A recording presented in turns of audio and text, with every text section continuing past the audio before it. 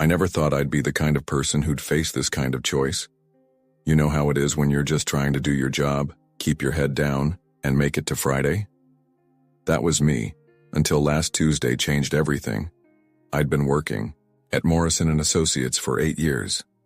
Not the most exciting accounting firm in Chicago, but it paid well enough to cover my mortgage and my daughter's college fund. My office overlooked Michigan Avenue, and most days I'd spend lunch watching people rush by, wondering what their stories were, never imagining I'd soon have one of my own. It started with a simple audit. One of our biggest clients, Greenfield Manufacturing, needed their quarterly review. I'd handled their account for 3 years without a hitch. But this time, something felt off from the moment I opened their files. The numbers didn't add up. Not in an obvious way. Whoever did this was smart. But there were patterns. Subtle. Shifts in inventory costs that didn't match procurement records. At first, I thought it was a clerical error. Maybe Sarah from data entry had mixed up some figures again. God knows she'd been distracted since her divorce. But the deeper I dug, the more deliberate it looked. Purchase orders for materials that never arrived. Payments to suppliers who existed only on paper. We're talking about $2 million. Vanished into thin air over 18 months. My hands were shaking as I cross-referenced the signatures. Each fraudulent transaction bore the same approval. Daniel Morrison, senior partner. My boss. The man who'd hired me fresh out of Northwestern. Who'd sent a massive flower arrangement when my mom died. Who'd promised me a partnership track if I kept delivering results. I stared at that signature for what felt like hours. The office was empty. Everyone had gone home except the cleaning crew. Maria was vacuuming the conference room, humming that same tune she always did. Everything felt surreal, like I was watching myself from outside my body. My first instinct was to close the file, pretend I'd never seen it. What would happen to the firm if this got out? We employed 43 people, 43 families, who depended on these jobs, including mine. But then I thought about Greenfield's employees. Their pension fund was being drained by these phantom transactions. Regular workers, people like my dad who'd spent 30 years on factory floors, trusting their retirement to us. To me. I made copies of everything. My hands moved automatically, feeding documents into the scanner while my mind raced. The timestamp on each scan felt like evidence of my betrayal, or my integrity. I wasn't sure which anymore. As I locked the files in my desk drawer, I caught my reflection in the window. I looked older somehow, like I'd aged 5 years in one evening. The city lights blurred below and I realized I was crying. Not sobbing, just silent tears that wouldn't stop. I called my wife from the parking garage. "I'll be late," I said, trying to keep my voice steady. "Everything okay?" she asked. I wanted to tell her everything, to share this weight crushing my chest. Instead, I said, "Yeah, just some complicated returns to finish." That night, I drove around the city for hours. Past the house where I grew up, past my daughter's school, past the church where I'd married Rachel 15 years ago. Each landmark felt like an anchor to the life I'd built, the life I might be about to destroy. By the time I got home, Rachel was asleep. I stood in Emma's doorway watching my 12-year-old daughter dream, her face peaceful in the glow of her nightlight. She wanted to be a teacher, she'd told me last week, wanted to make a difference. I sat at the kitchen table until dawn, the evidence spread before me like a map to my own destruction, because I knew even then that I couldn't look away. Once you see something like this, you can't unsee it. You can't unknow it. The question was, what kind of person was I going to be when the sun came up? Wednesday morning came too fast. I'd managed maybe 2 hours of sleep, and my reflection in the bathroom mirror showed it. Rachel noticed, of course. She always did. "You sure everything's all right?" she asked while pouring coffee. I kissed her forehead, mumbled something about a difficult client, and left before she could push further. The drive to work felt different. Every red light gave me time to think, to doubt. Maybe I'd misunderstood the documents. Maybe there was a legitimate explanation. But deep down, I knew better. Numbers don't lie, even when people do. I arrived early, hoping to catch Dan before the office filled up. His corner office commanded the best view in the building, all glass and leather and carefully curated success. Pictures of his boat, his country club membership, his 3 kids at various Ivy League graduations. The American dream, built on lies. "Michael!" Dan's voice boomed as I knocked. "Early bird today, huh? Come in, come in." He was all smiles, that practiced charm that had won over hundreds of clients. The same charm that had convinced me, 8 years ago, that this was where I belonged. I sat across from him, the Greenfield files heavy in my hands. For a moment I couldn't speak. This was it, the point of no return. Dan's smile faltered slightly. "Everything all right? You look like hell." "I need to talk to you about Greenfield Manufacturing," I managed. My voice sounded strange, like it belonged to someone else. "What about them?" Quarterly audit going smoothly. I placed the files on his desk, watched his face as he opened them. The transformation was subtle but unmistakable, the slight tightening around his eyes, the way his jaw clenched. He knew exactly what I'd found. "I think there's been some kind of mistake," I said, giving him an out, hoping he'd take it, hoping he'd explain everything away. But Dan just leaned back in his chair, fingers steepled. The silence stretched between us like a tightrope. Finally, he spoke. "You've always been thorough, Michael. It's what I liked about you." "Dan, this is complicated," he interrupted. "More complicated than you know." He stood, walked to the window. The morning sun cast him in silhouette, and I couldn't read his expression. "Greenfield's been struggling. You know that. If certain adjustments weren't made, they'd have gone under 2 years ago. 1,000 employees, Michael.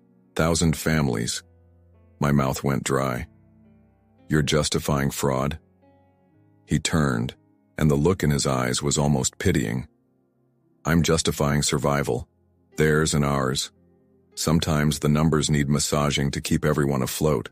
It's temporary. Once they recover, $2 million, Dan, that's not massaging, that's theft." The word hung between us like a blade. Dan's face darkened. "Careful, Michael. You're walking into territory you don't understand. This firm, your career, your family security, it's all interconnected more than you realize. Was that a threat?" My pulse pounded in my ears. "Are you threatening me?" "I'm educating you," he said smoothly, "about how the real world works. You think those Greenfield workers would thank you for exposing this, when their jobs disappear, when their pensions evaporate in bankruptcy proceedings?" I stood up, legs shaky. "This is wrong, Dan. You know it's wrong." "Wrong?" He laughed, but there was no humor in it. "Let me tell you what's wrong. Wrong is letting good companies die because of bad quarters. Wrong is watching families lose everything because someone couldn't be flexible with the truth." "The truth?" I couldn't believe what I was hearing. "You want me to be flexible with the truth?" Dan returned to his desk, his demeanor shifting. Suddenly, he was the mentor again, the father figure. "Michael, you're upset. I get it. Take the day off. Think about what's really at stake here. Your partnership review is next month. Emma's starting high school soon. Riverside Academy, right? Excellent school. Expensive, but excellent." The mention of my daughter made my blood run cold. "Don't. I'm just saying," he continued, voice soft now, reasonable. "You've worked so hard to build this life. Would be ashamed to throw it all away over some misguided sense of, what? Righteousness?" I picked up the files, my hands trembling with rage or fear, I couldn't tell which. "I need time to think." "Of course," Dan said, settling back into his chair. "Take all the time you need. Just remember, Michael, we're a family here, and families protect each other." I left his office feeling dirty, like I'd been contaminated by something I couldn't wash off. In the elevator, I caught glimpses of my colleagues arriving for the day. Did they know? How many of them were part of this? The parking garage was empty except for my car, and the echo of my footsteps. I sat behind the wheel for 20 minutes, trying to process what had just happened. My phone buzzed, a text from Rachel. Emma's soccer game at 4, don't forget, love you. Normal life continuing on while my world crumbled. I drove home in a daze, Dan's words replaying in my mind. Was he right? Was I being naive? Or was this exactly how good people became complicit in bad things, one rationalization at a time? I didn't go home. Instead, I found myself at Millennium Park, walking aimlessly among the morning joggers and tourists. The city moved around me like I was invisible, which suited me fine. I needed to think, to breathe, to figure out who I was about to become. My phone kept buzzing. 3 calls from Dan, 2 from my assistant, asking if I was coming in. I ignored them all. At the Crown Fountain, I watched children playing in the water, their laughter sharp against my mental chaos. Simple joy. When had my life become so complicated? I called my brother Tom. He'd always been the idealist in the family, the one who became a public defender instead of chasing corporate money. You busy? I asked when he picked up. Never too busy for you, you sound weird, what's wrong? I told him everything. The words poured out like a confession, and with each detail, I felt both lighter and heavier. Tom listened without interrupting, the way he always did. Jesus, Mike, he finally said. That's big. What would you do? He sighed. You know what I'd do, but I'm not you. I don't have a mortgage, a kid, a wife who depends on me. My choice would be easy. So you're saying I should keep quiet? I'm saying I can't make this decision for you. But Mike, whatever you choose, you have to live with it. Every day. Can you look Emma in the eye and teach her about integrity if you let this slide? After we hung up, I sat by the lake for hours. A homeless man asked for change, and I gave him a 20. He looked at me like I was crazy. Maybe I was. By afternoon, I knew I couldn't avoid it anymore. I drove to Emma's soccer game, arriving just as it started. Rachel waved from the bleachers, her smile faltering when she saw my face. I sat beside her, trying to focus on our daughter sprinting across the field. You want to talk about it? Rachel asked quietly. I watched Emma steal the ball, charge toward the goal. I might need to find a new job. Rachel's hand found mine. Okay, why?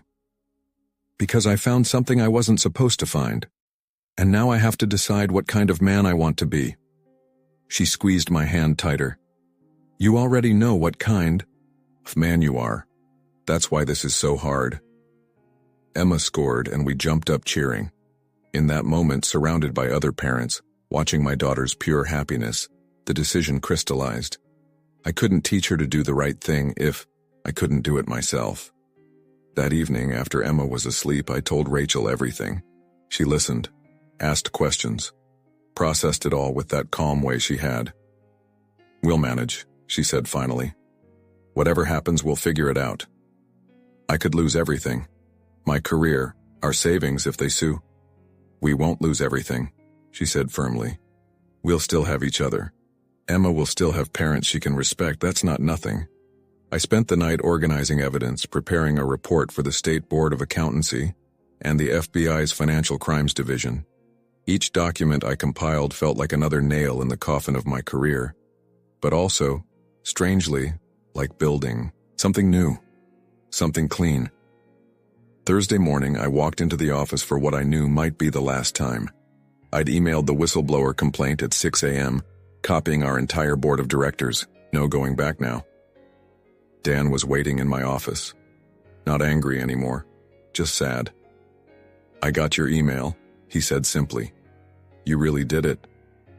I had to. He nodded slowly. I suppose you did. I've already called my lawyer. I suggest you do the same. I'm sorry, Dan, for what it's worth. I'm sorry it came to this. He stood to leave, then paused at the door. You know what the funny thing is? I used to be like you. Believed in right and wrong, black and white. Then you realize the world's all gray and you start making compromises. Small ones at first, then bigger ones. Until one day you wake up and don't recognize yourself anymore. It doesn't have to be that way, I said. Doesn't it? He smiled sadly. Good luck, Michael. You're going to need it. By noon, the office was in chaos. Federal agents arrived at 2 p.m. seizing computers and files.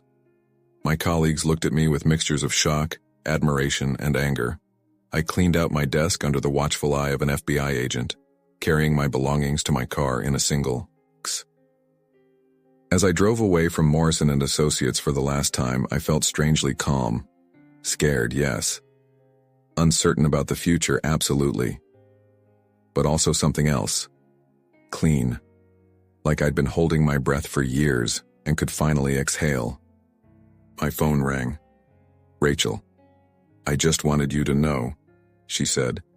Emma's teacher called. They're doing a unit on ethics and she wrote about how her dad always does the right thing even when it's hard. Thought you should know that. I pulled over, unable to see through sudden tears. Not of sadness, but of something closer to relief, or maybe hope. The road ahead was uncertain. Legal battles, professional exile, financial hardship, all of it waited for me. But as I sat there on the shoulder of I-290, watching traffic flow past, I realized something. I could face it all. Because for the first time in days, maybe years, I recognized the man in the rearview mirror. And that, I decided, was worth everything I'd lost. The next few weeks blurred together like a fever dream. I'd wake up at 3 a.m., heart racing, checking my phone for updates from my lawyer. Rachel would pull me close, whisper that everything would be okay, but we both knew she was lying. That's what love is sometimes. Beautiful lies we tell each other in the dark. The FBI investigation moved faster than expected. Turns out I wasn't the only one who'd noticed discrepancies. A junior analyst named Bethany Chen had been documenting irregularities for months, but was too scared to speak up. My complaint gave her the courage to come forward. Together, our evidence painted a damning picture. Morrison and Associates imploded spectacularly. The feds froze the firm's assets pending investigation. Clients fled like rats from a sinking ship. Within 3 weeks, everyone was laid off. 43 families suddenly without income, just as I'd feared. The call started immediately. Some colleagues thanked me. Others didn't. Jerry Walters, who'd worked there for 15 years, left a voicemail at 2 a.m. drunk and crying, saying I'd destroyed his life. His wife had cancer, and now they'd lost their insurance. I listened to that message 17 times, each word cutting deeper. My own situation was hardly better. Our savings evaporated into legal fees. The mortgage company called daily. I applied for jobs everywhere, but word traveled fast in Chicago's financial community. Michael Kowalski, the whistleblower, the snitch, the guy who brought down Morrison and Associates. One afternoon, while Rachel was at work and Emma at school, I found myself alone in our empty house. The silence felt accusatory. I opened my laptop and scrolled through LinkedIn, watching former colleagues update their profiles with new positions. Places that wouldn't even return my calls. Then I saw it, a post from Dan Morrison. He'd been released on bail and was starting a consulting firm. The comments underneath were supportive, sympathetic. Everyone deserves a second chance, wrote one former client. My stomach churned. That's when Emma came home early from school. She found me in the kitchen, still in yesterday's clothes, staring at bills I couldn't pay. Dad, are you okay? I forced a smile. Just tired, sweetheart. How was school? She dropped her backpack, came over and hugged me. Kids are saying things about you, about what happened at your work. My chest tightened. What kind of things? That you're a rat, that you got everyone fired. She looked up at me with those green eyes, so much like her mother's. Did you? I sat down, pulled her close. How do you explain moral complexity to a 12-year-old? How do you tell your daughter that doing right doesn't always feel good? I found out some people were stealing, I said carefully. And I had to tell the truth about it. Sometimes telling the truth makes people angry. But you did the right thing? I tried to. She nodded. satisfied. Then they're stupid for being mad. If only it were that simple. That night, Rachel's parents came for dinner. Her father, a retired steelworker, had opinions about everything. "You should have minded your own business," he declared over pot roast. "Man's got to look out for his own family first." "Dad," Rachel warned. "What?" "I'm just saying. Whistleblowers. End up alone and broke. That what you want for my daughter? For Emma?" I excused myself, stepped onto the back porch. The October air bit through my sweater. Next door, the Johnsons were having a barbecue, laughter drifting over the fence. Normal life. I wondered if I'd ever have that again. My phone buzzed. Unknown number. I almost ignored it, but something made me answer. "Mr. Kowalski, this is Jennifer Liu from the Chicago Tribune. I'm writing a piece about the Morrison case. I'd love to get your side of the story." "I can't comment on ongoing investigations," I recited automatically. "Off the record, then? People should know what you risked to expose this." I thought about it. The media attention could help or hurt. "Let me think about it." "Of course, but Mr. Kowalski, what you did took courage.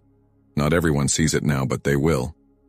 After she hung up, I stood in the growing darkness, watching planes trace paths across the sky, each one full of people going somewhere, living their lives, oblivious to the wreckage below.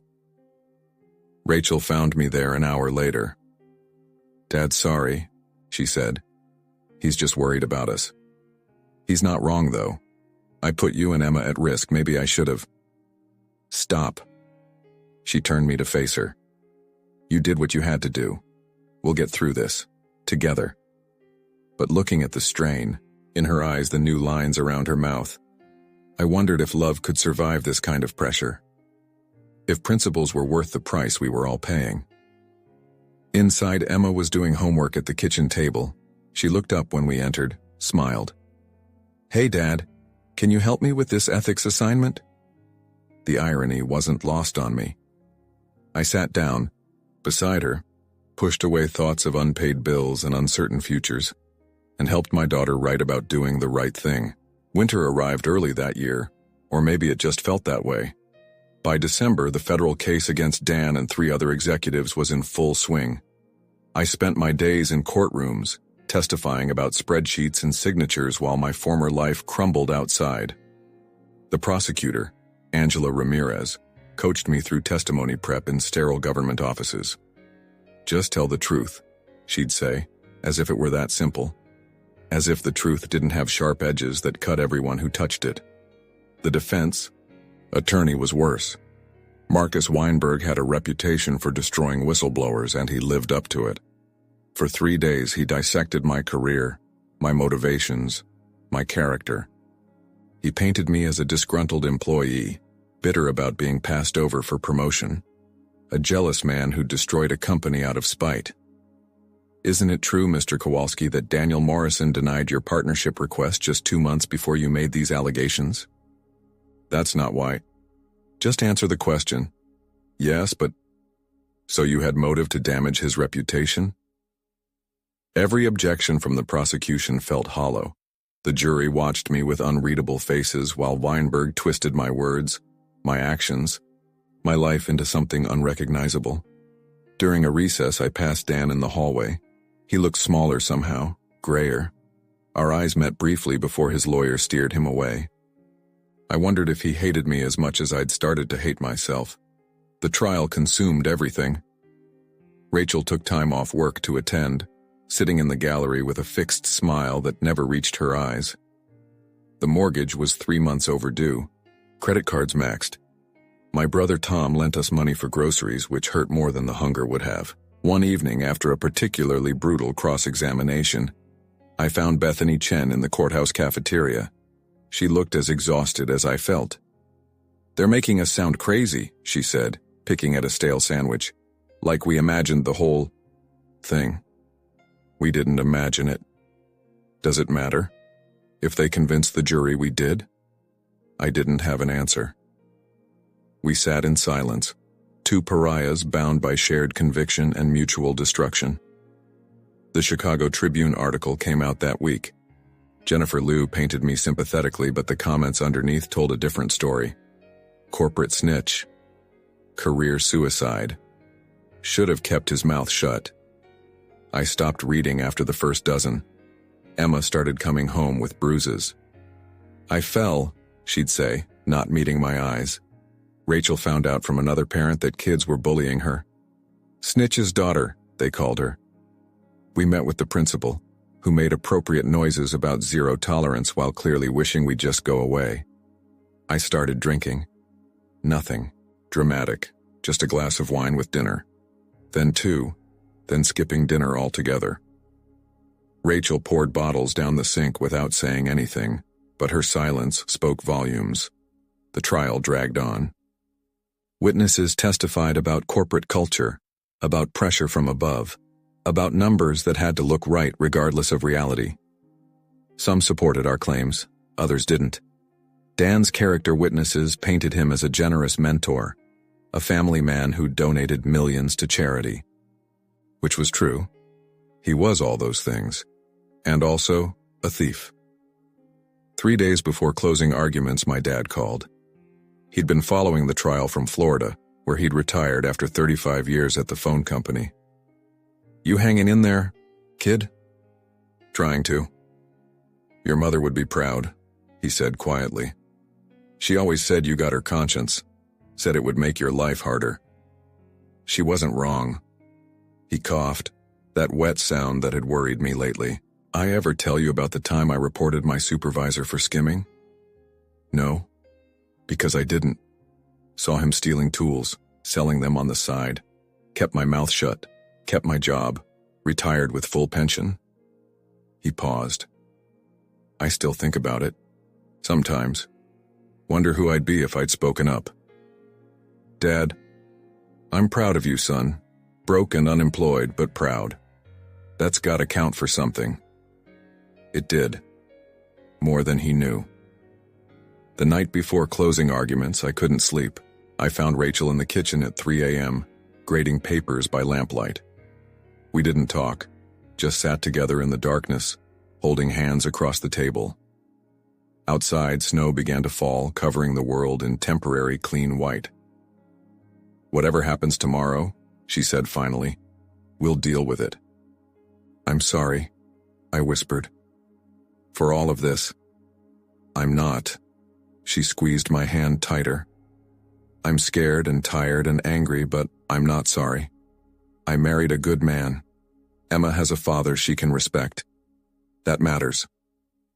In the morning, I put on my only remaining suit, kissed my family goodbye, and drove to the courthouse through empty streets. The city looked different under snow, softer somehow, like it was offering a clean slate if only I knew how to take it. Angela Ramirez met me at the entrance. Ready? No. She smiled grimly. Good. Means you understand what's at stake. We walked inside together, toward whatever justice looks like when everyone's guilty of something, and being right feels exactly like being wrong. The verdict came on a Tuesday. Guilty on all counts. Dan Morrison got 7 years. The others received lesser sentences. I sat in the gallery as they led him away in handcuffs, waiting to feel vindicated. Instead, I felt empty. Outside the courthouse, reporters thrust microphones in my face. How does it feel to see justice served? I pushed past them without answering. Justice was too clean a word for this mess. That night, we ordered pizza, our first restaurant food in months. Emma chattered about school while Rachel and I pretended everything was normal. But when the doorbell rang, we all froze.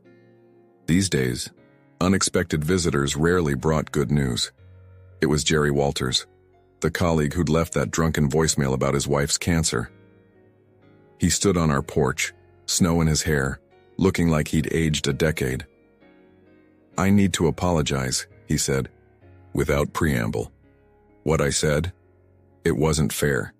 You didn't destroy my life. Dan did. I was just too angry to see it. I invited him in. Over coffee, he told me about finding work at a smaller firm, about his wife's treatment going well, about slowly rebuilding. It's hard, he admitted, but at least now I can sleep at night.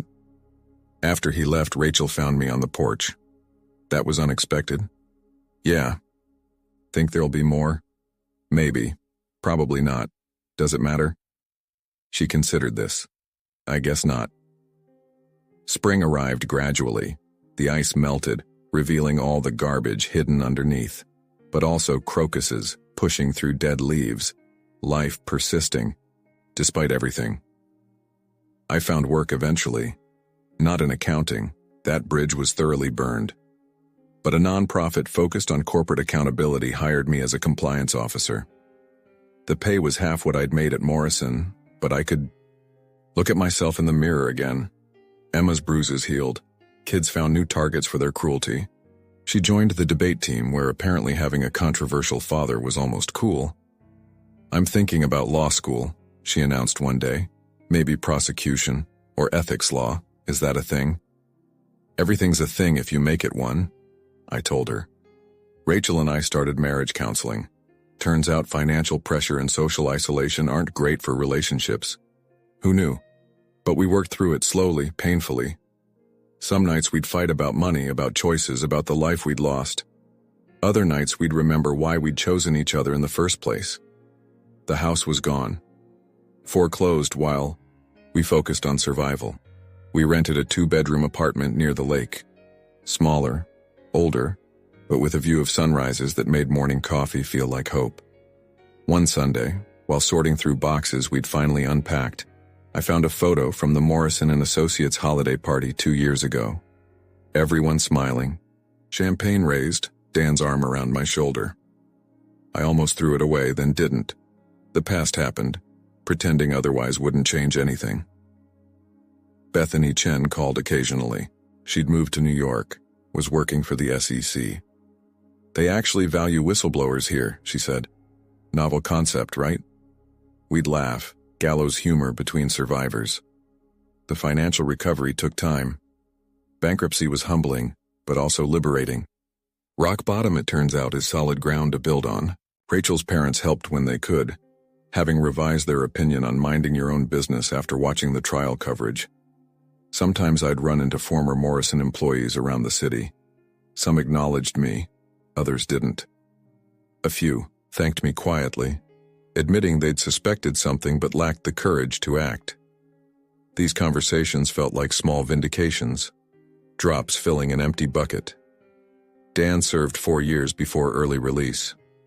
I heard he taught accounting to other inmates, started a reform program. Part of me wanted to hate him for finding redemption so easily, but mostly I felt tired. Anger takes energy I needed for rebuilding. The Chicago Tribune did a follow-up piece on the 5th anniversary. Jennifer Liu interviewed me again, this time in my small office overlooking the river. Any regrets? She asked. Dozens, I admitted. But not about speaking up, about waiting so long, about the people who got hurt, about a system that makes doing right feel like punishment. Would you do it again? I thought about Emma, about to start college, about Rachel, graying beautifully, still grading papers at our kitchen table, about sleeping soundly, earning less but living more. Yeah. Faster this time, but yeah. The article ran with a photo of our family at Emma's high school graduation. We looked happy, which surprised me. Not the posed happiness of Christmas cards, but something quieter. Earned. These days, I speak at business schools sometimes. Young faces stare back, certain they'll never face such choices. I tell them about complexity, about courage, about costs, about how integrity isn't a moment but a practice. Some listen. Most don't. That's okay. Last month, Emma sent a text from college, discussing whistleblower protections in ethics class. Professor used you as an example. I didn't say anything, but I was proud. I screenshot it. On hard days, when the past feels heavy and the future uncertain, I look at those words. They don't fix everything. Nothing does. But they remind me that some things matter more than comfort, more than security, more than being liked. The scar tissue from that time will always be there. But scars are just proof of survival. evidence of choices made. And in the quiet moments, when Chicago snow muffles the city's noise and Rachel sleeps beside me, I can almost believe I chose correctly. Not perfectly, not painlessly, but correctly enough. And sometimes, that's all we get.